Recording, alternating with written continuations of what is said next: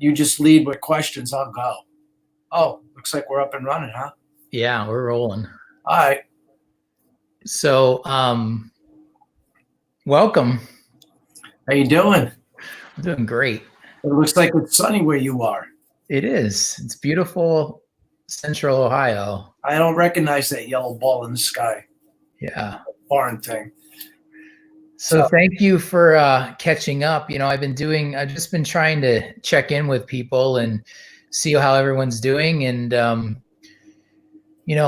I think a lot of folks right now are, it's interesting. I think a lot of folks are struggling with some adversity right now. And I think, I want to be able to walk through the last year and talk a little bit about your experience, not just in that, but your experience before that. A lot of folks know you, but maybe they don't know some of your background before everything that's been going on. So I just thought we could shoot the shit and catch up and see how you're doing and let everybody in on that conversation. Yeah. Happy to be there. So let's just reconnect. So you're originally from Brooklyn. Yeah, Brooklyn, New York. You can't tell by the accent. This is my Delaware County accent now. I've had to adapt over the last 17 years, moving, trying to fit in. Oh, that's funny. Yeah. I don't know that a lot of folks know about you, that you were in the construction business for a long time. I was. So right out of high school, I went into a shipyard, building nuclear submarines. Did that for 7 years. Actually, the very first submarine I had the luxury of working on was called the USS Ohio. It was the first Trident submarine. I did that for 7 years, got bored with it after a while, and then went into the building trades, building hotels, casinos, hospitals, schools, malls. Spent probably another decade and a half doing that before we decided to move out here in late 2002, 2003. So what brought you out here? At the time, my wife was offered an amazing opportunity in her career. And it was one of those things at the time, it was a game changer for her and allowed her to take her career to the next level. And it was presented to me as something she wanted to do.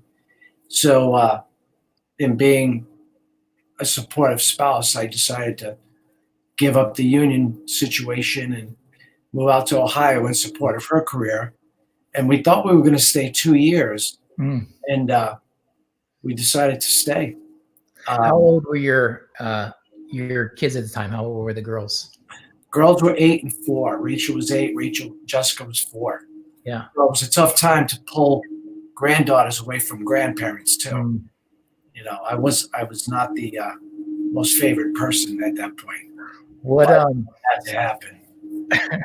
What is that when you decided to get into real estate? Yeah, in moving out here, I was kind of beat up physically from that career, and as we were out here looking at homes, I started recognizing some of the strengths that my realtor had. But I saw some of the things that I felt she should have been stronger in that I could have related to with my background. And I started thinking of, hey, I can do this and lend my expertise in the construction background to educate my clients. So it was kind of a, career change at 40, which was scary. And I just decided, I think I could do a good job at this, and I just dove into it. And it's easy money, right? Yeah. Let me know when that becomes easy money. I'll really sign up for that. But it became very rewarding because I could lend my expertise in a way to buyers and even sellers, recognizing quality construction and recognizing some flaws that others may not pick up on. And I've leaned on that, and it's been a benefit for my clients. So now that's July starts my 17th year doing it, and I love it. I can't imagine doing anything else at this point in my life. That's one of the things that I, love about you is how you're so, I mean, you, not only do you love it, but like you can taste it, you know, like when we've had some conversations the last year or so, and, you know, we constantly, how's the market? What's everybody doing? How's the market? I'm ready to be back in the game, you know? Well, yeah. And having a year downtime away from all of this. Yeah. I started jonesing for it. Just, I felt like I was missing out on life. Yeah. While I was trying to mend. And the passion was still there. The fire in the belly was still there. Doctors just wouldn't let me out to go do it yet. But, now we're out, we're doing it. Yeah. Yeah. It's amazing. We originally were going to set this up for a week or two ago to do it, and some things popped up, and, there was a bunch of unknowns happening with when I canceled on you the first time. We had gotten some misinformation that we thought they were going to shut businesses down here for that day for some of the stuff that's unknown. But when I started thinking about some of these videos, I was thinking about, what could be helpful to people right now, because there's a lot of people struggling with adversity right now. And there's a lot of folks that are struggling with their lives have been somewhat, everyone's life has been abruptly a bit changed. Not as significantly, obviously, as the change that you had to go through a year or so ago. So I just thought, you're someone who has had to walk through a lot of change. And I wanted to have that some of that conversation. I wanted to talk about some of the things you did to manage through some of that. And as I had the fortunate opportunity to be able to see, fortunate and unfortunate, but be able to see your strength through that, and your is really just inspiring. So I just wanted to talk through that a little bit. My stubbornness. Yeah. For those out there that don't know what happened, I suffered a pretty tragic motorcycle wreck April 2nd last year. And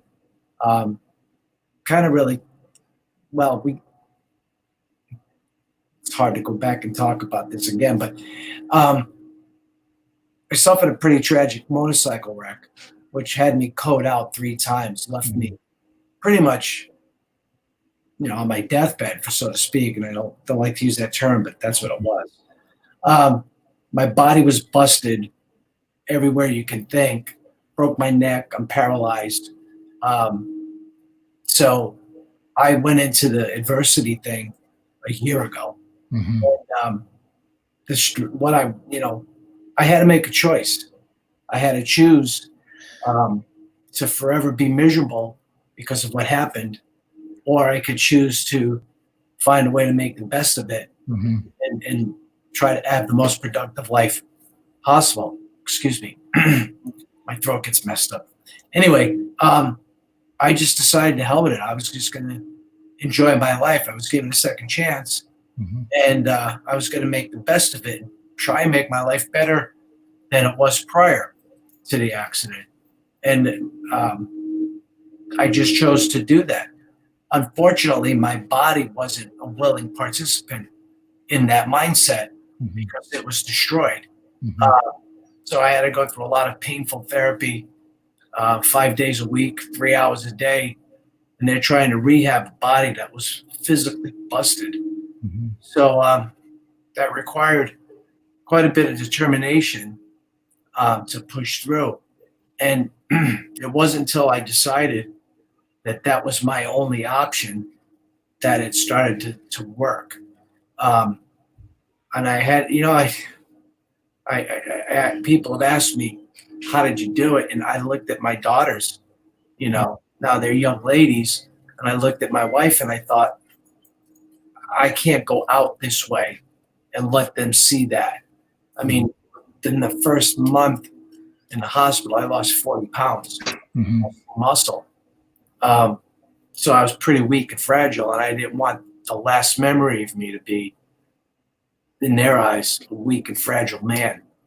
So I used them as inspiration to fight every day. I'd wake up and I would think, what do I want to leave my daughter's memory of me Mm-hmm. and being as, and I wanted it to be as a fighter. Mm-hmm. I wanted them to see that no matter how hard life gets, if you have life, you have hope. Mm-hmm. And with that hope, you can do some tremendous things. So I fought every day, just for that sake, to show my daughters that, hey, if dad can do this, then we can overcome anything. And fast forward to where we are today, there's a lot of fear out there, Mm-hmm. and rightfully so. I mean, Mm-hmm. we're all taking a major hit emotionally because we're in uncharted territories, and then we have that fear of the physical. Mm-hmm. Any of us could become very ill Mm-hmm. without warning. So I think what I've been doing is I'm focusing on what I can control. And if I start to focus on the things I can't control, then fear and anxiety kicks in. Mm-hmm. And that doesn't serve at all. So I just kind of stick to what do I have control over? Mm-hmm. That's my focus. So you're going to have to rein me in a little bit because I will get long-winded and just take us down a bunny trail. Let's go, man. That's the Italian to me. But going back to those days, Chris, there was one option. The option was to live. Now, what was the sacrifice in order to do that? It meant enduring a great deal of discomfort Mm-hmm. and doing things that my body didn't want to do. And I had some pretty strong therapists who recognized qualities in me and how to motivate me. And they were young, smart, strong young ladies who were brutal. They pushed me. Mm-hmm. And, you get presented with a challenge every day, knowing you've already opened your mouth saying, I'm going to do this. So they don't let you back off, Mm-hmm. which was great for me. And every day we would push. I mean, I would take a 3-hour nap afterwards. Mm-hmm. I mean, you saw me some of those days after therapy. Mm-hmm. Just a big bowl of Jello, just lay me down, leave me alone. But we fought. I focused on what I had control over. The only thing I had control over was the ability to push. Mm-hmm. And I wouldn't focus on what I've accomplished. I would just focus on what do I need to do later, what do I need to do today. Yep. I would keep it narrowed to just that one task. And it became less overwhelming at that time. It's amazing because what you just talked through, and I remember us having a similar conversation while you were in one of the rehab facilities, and it immediately started pinging in my brain, just like it did right now, which when you talk about your physical recovery, so much of that is the mental recovery and the emotional recovery and the decisions that you need to get made. And a lot of that, what you talked about, is the same type of a recovery process that someone goes through with drugs and alcohol, where when you get to a place where you really don't care whether you live or die anymore, and you have to make that decision of, are you going to live?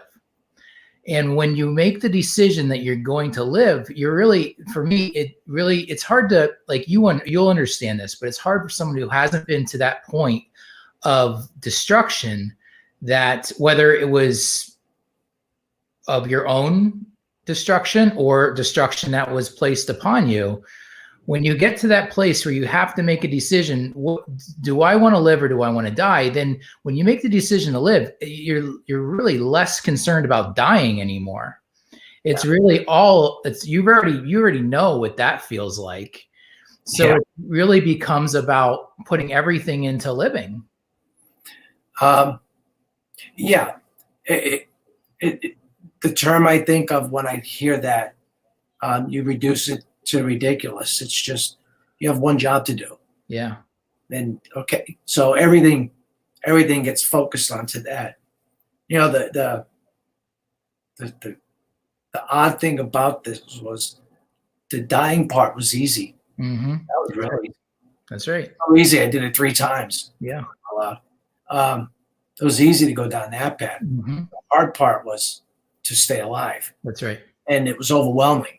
And Mm-hmm. emotionally, I mean, I can't tell you how many days, how many hours of my life, my days of my life, where I would lay in that bed and just cry. Yeah. Because I couldn't believe I was in this position and it was a fight for my life. Yeah. But when I reduced it down to that, it became easy. Mm-hmm. It became easy. Mm-hmm. Because like I said, it's all I could control. Mm-hmm. Control my emotions because I could look at what I've accomplished little by little, Like right now, I've mastered my left hand becoming my dominant hand. Mm-hmm.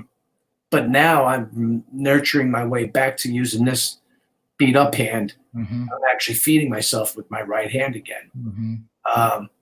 And it's like one new goal. Okay, I got to get this hand incorporated back into life.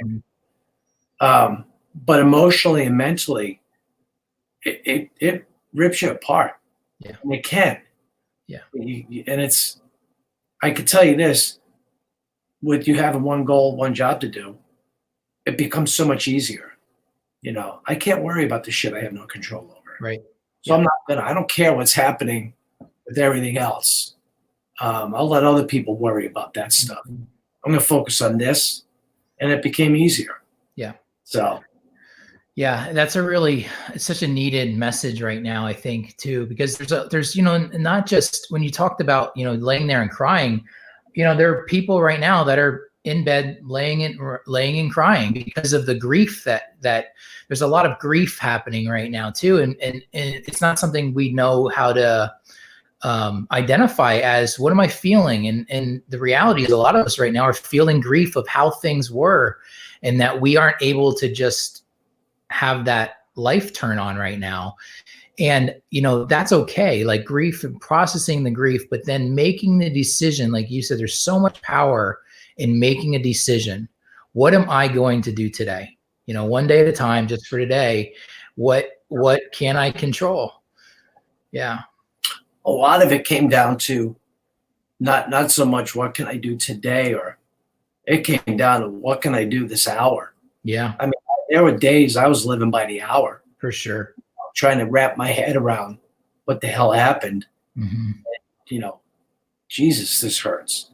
And a lot of it hurt. I think I shared with you, excuse me, that I never took a painkiller.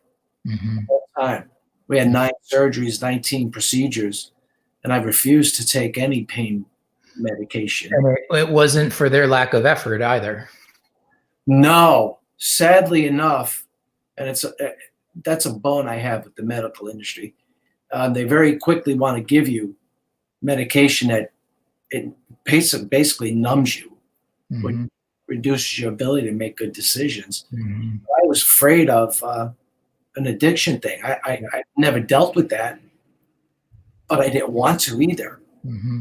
I didn't want to be one of those dads that's just lying there drooling on myself, Yeah. which you see a lot of there.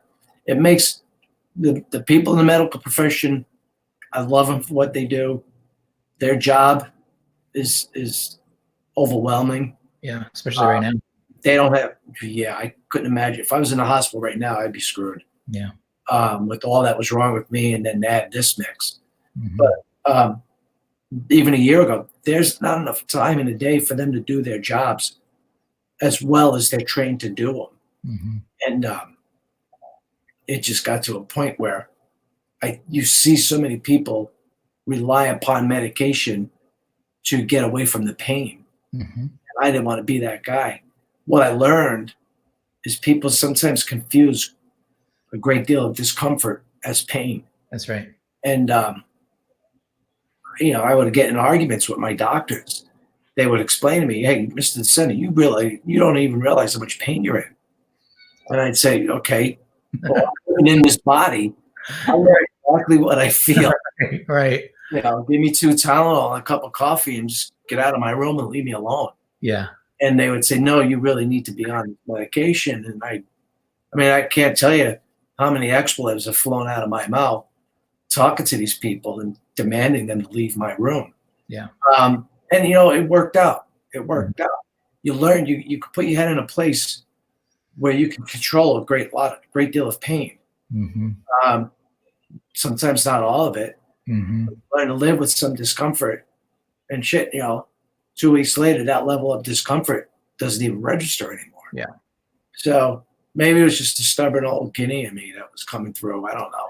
Well, I think you're spot on. I mean, you're hitting so much on the nose, but I think this is a thing people are struggling with right now, and right now is a real easy time to start self-medicating because of the discomfort.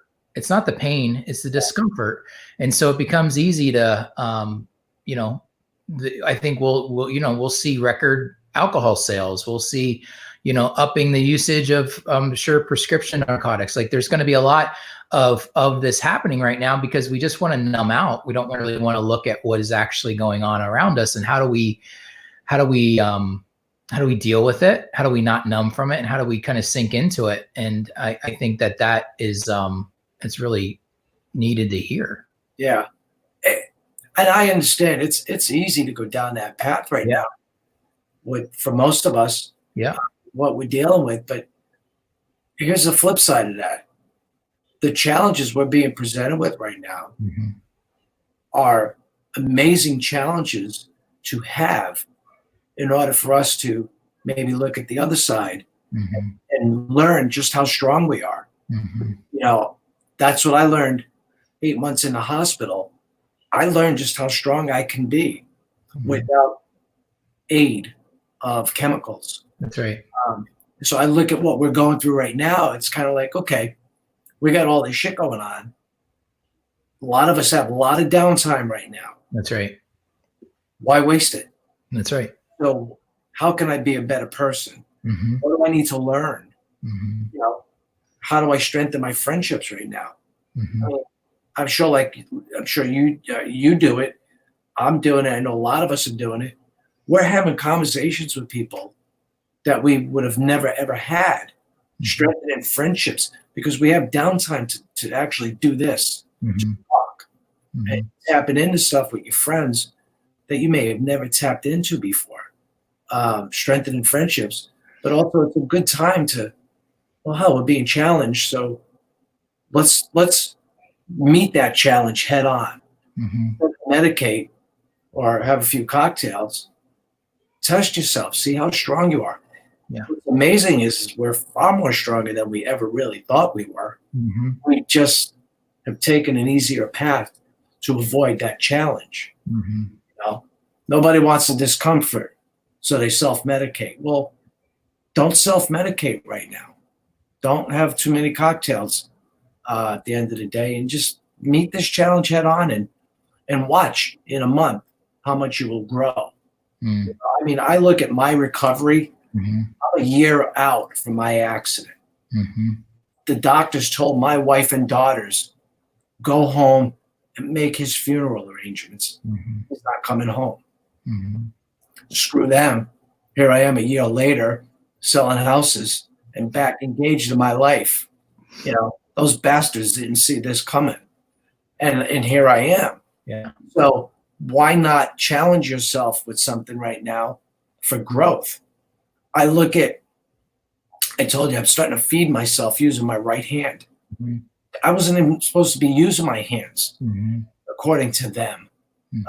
First it was, he's not going to make it. And it was, he's not going to use anything below his neck. I lived on a respirator, ventilator for 4 months. Yeah. I was never supposed to come off of that. I came off of that. But I see massive changes in my ability about every 2 weeks. Yeah. Consistently. And then what I'm able to do now, okay, that's behind me. And I look forward and I don't see anything happening. And then 2 weeks later, oh my gosh, I can do that now. So if we just challenge it, accept this as a challenge from the universe.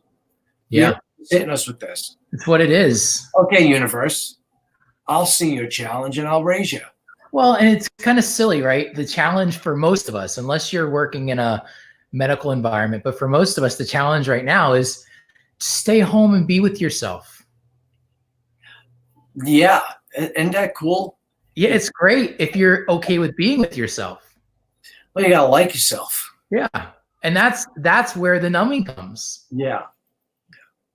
But you know what's cool too is if you don't like yourself, change something. Right. Change it. That's it. We've got the chance. That's it. What's happening right now? You're gonna think you may think I'm silly. I think the universe is hitting us with this because look at where this country's been the last 3, 4, 5 years. Mm-hmm. There's been a lot of anger, Mm-hmm. a lot of hatred. Times are good, but yet people are upset.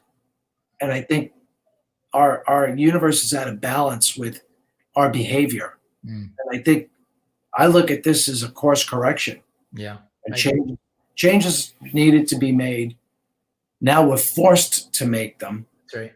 And those of us who accept this are finding ways to work through it. That's right. And there'll be a bunch of us who will just say, you know what, this sucks and I'm going to have another beer. Yeah. And, 2 months down the road, 6, 7, 8 beers a day is going to be normal. Mm-hmm. That's not good. So. Yeah, you're exactly right. Tell me a little bit about, so I want to make sure we talk about your Arnold's ride and what that means to you, but I also want to talk a little bit about how important your family's been through all this. Wow. Well, I've always been about family to begin with. My family, my wife, I saw strengths in her come through. Mm-hmm. That now that I look back, I should have known she had all those strengths. That woman, that little 5'2" blonde haired girl I married, she would challenge doctors head on with some of the things they wanted to do or not do. And she would push them to do some other things or not do what they wanted. She fought for me like you would never imagine. She stayed by my side 24/7 for months. Yeah. Which meant my daughters had to then go without their dad home, go without their mom home, or being available. And they had to step up with their maturity, which they did tremendously. But they were there for me, holding my hand nonstop.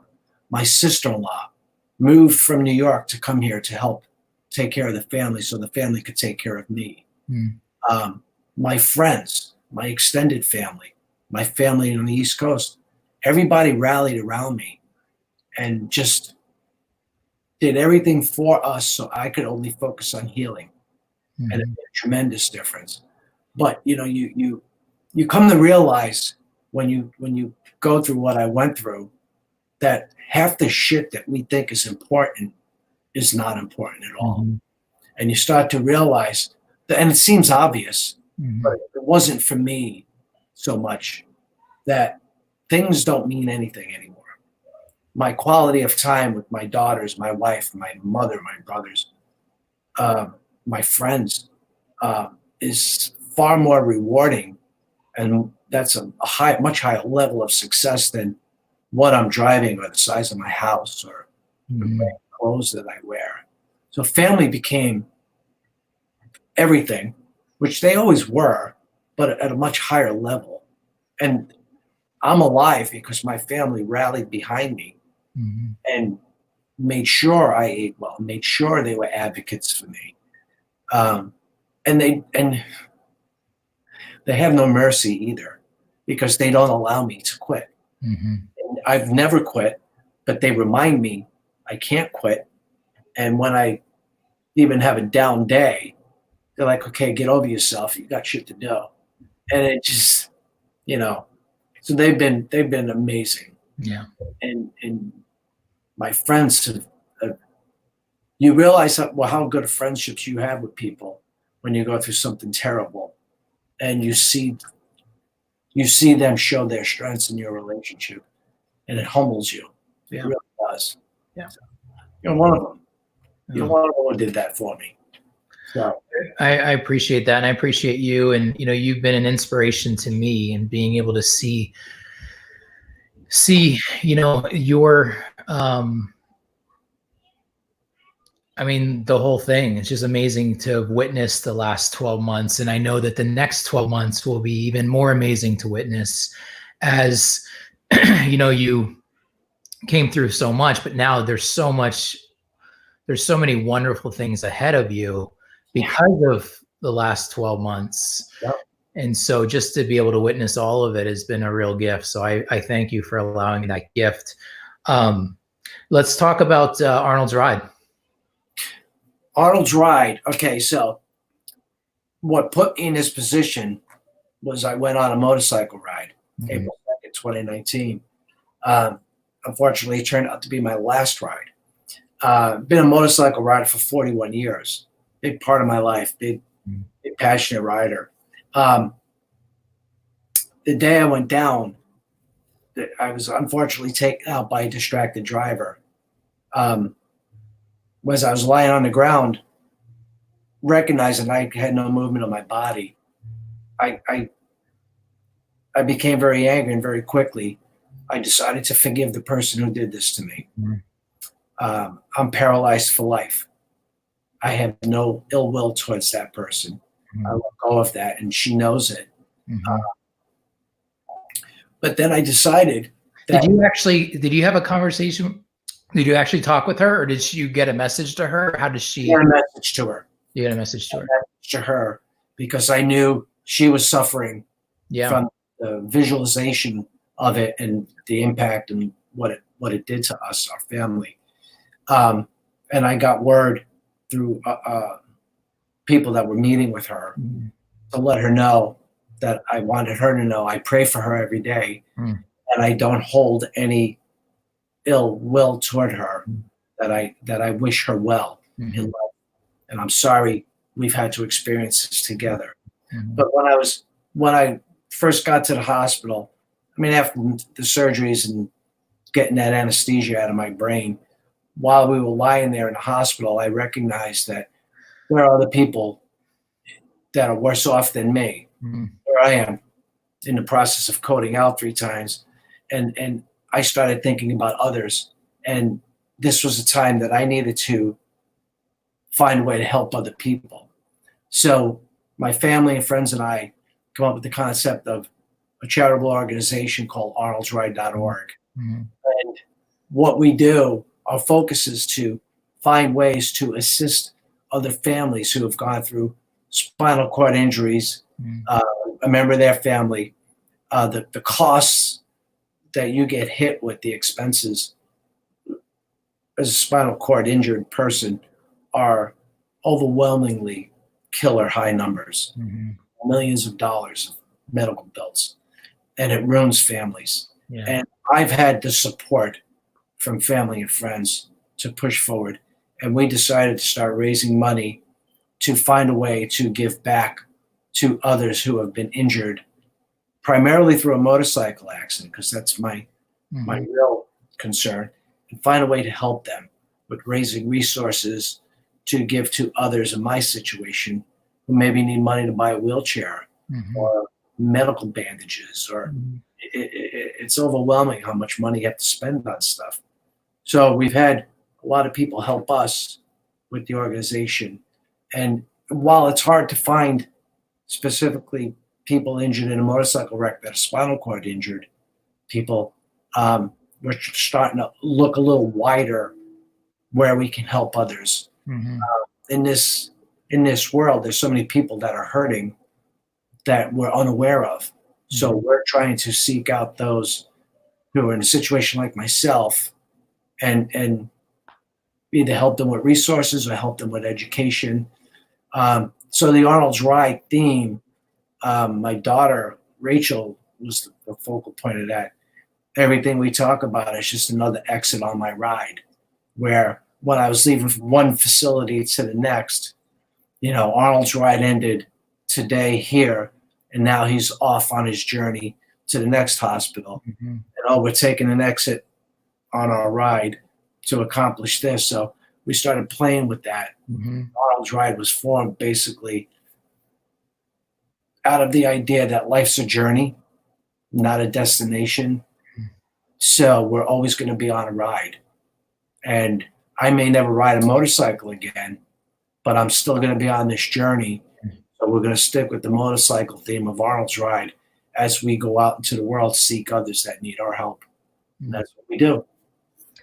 I love that. And I love you. I appreciate you. You are an inspiration, not just to me, but to a lot of folks. And, you know, just to, you know, to wrap things up, again, I wanted to really get continue getting your message out there, because I do think it's so impactful and important, especially right now when it's real easy to sit around and feel sorry for ourselves. And you know, to be able to hear a story like yours, it's hopefully it can, if nothing else, maybe it allows someone to think about some of this a little bit differently, and how this can be a challenge, and how this can be about acceptance and about growth, and it really an opportunity for growth. So thank you for allowing that message to get out there today.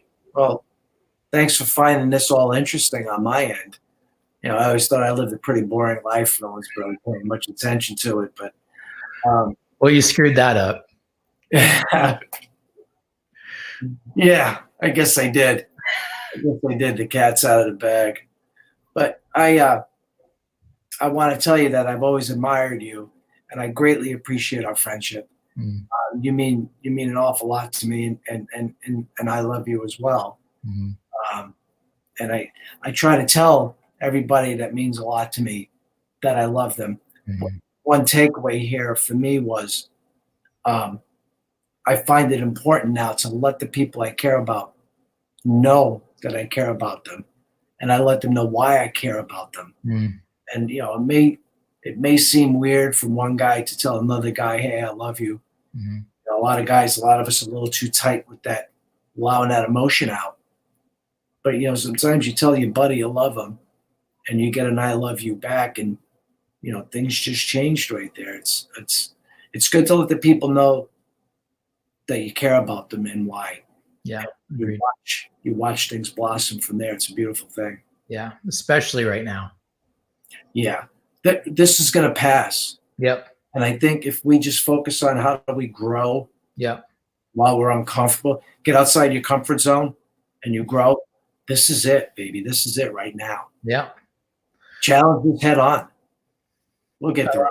I love it. All right, my friend, I will let you go. I do appreciate you, and appreciate everything in your journey, in your continued journey. And we'll catch up and talk again soon.